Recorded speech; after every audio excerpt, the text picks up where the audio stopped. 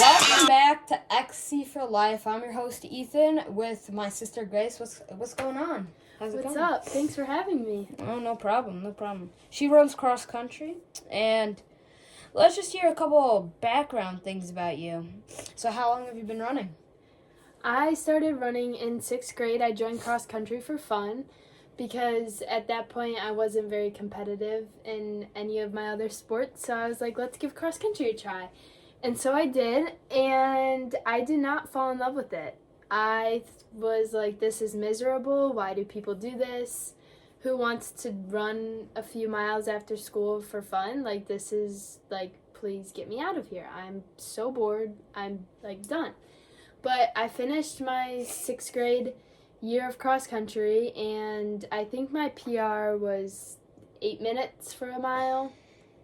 That has changed. And that has drastically changed. But, and then in 7th grade is when I could join track, and that was after COVID and everything, so track looked a little weird.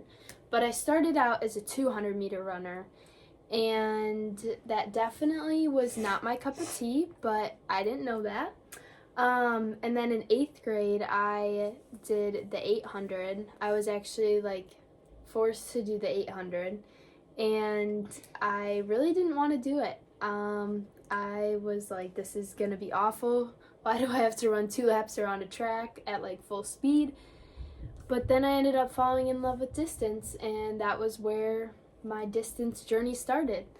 And then freshman year, I joined cross country, and I fell in love with the sport, and I was like, this is fun. The community that it has built for me and all of the experiences that I've had have been amazing, and I wouldn't choose any other sport.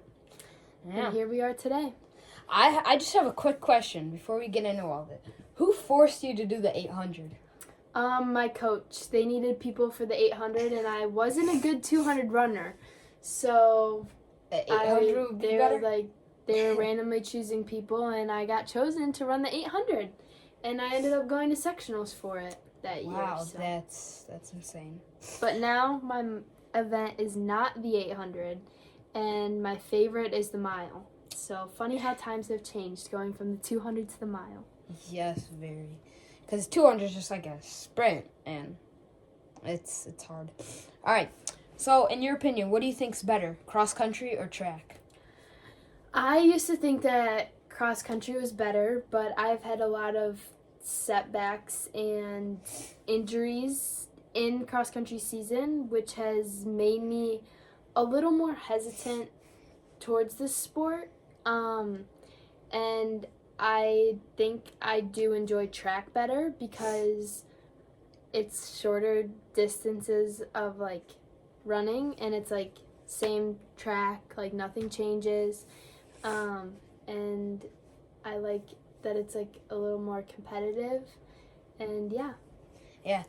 All right, what were the setbacks? I know you said injuries, but were there any other setbacks? So freshman year cross country, that was a good season. I may have like been a little injured, but that was from just like I wasn't used to running that much. And then sophomore year, I had double stress fractures in my feet on my metatarsal, in both feet. So I was wearing 2 boots for a couple weeks while those healed. I ran through my stress fractures, and that was not a good time.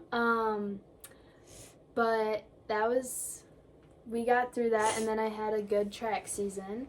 And then this year in cross country, I had a hip injury, and so that put me out for a while.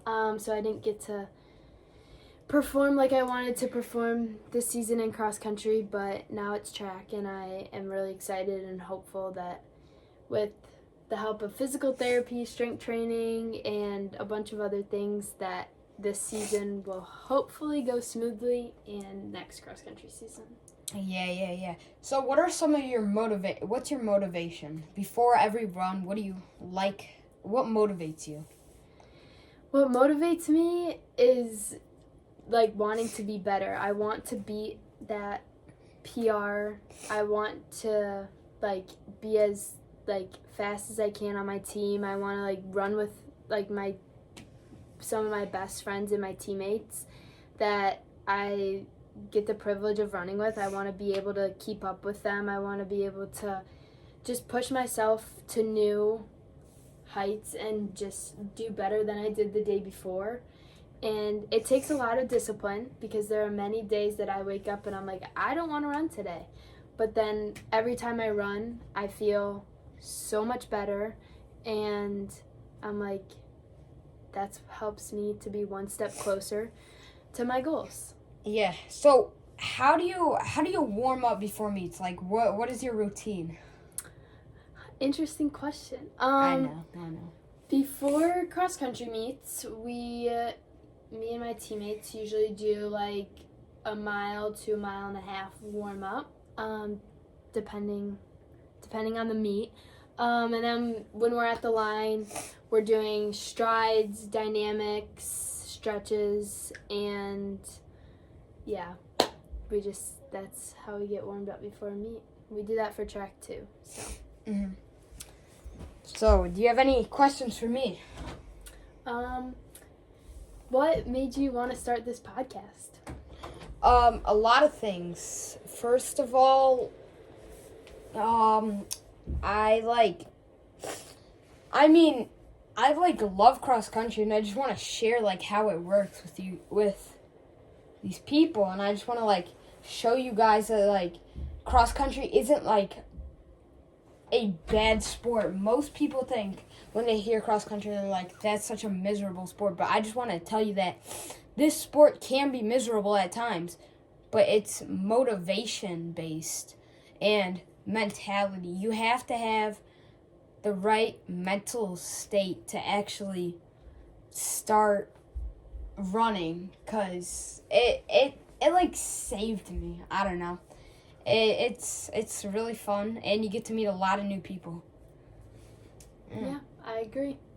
Yeah. Well, thank you so much for having me on your podcast. I hope that next time we can do a longer form. Yep. And go more in depth about different topics and things. Yep. But I'll have more questions by the time you get back. So, well, that was all for XC for Life. So, see you guys later. Peace.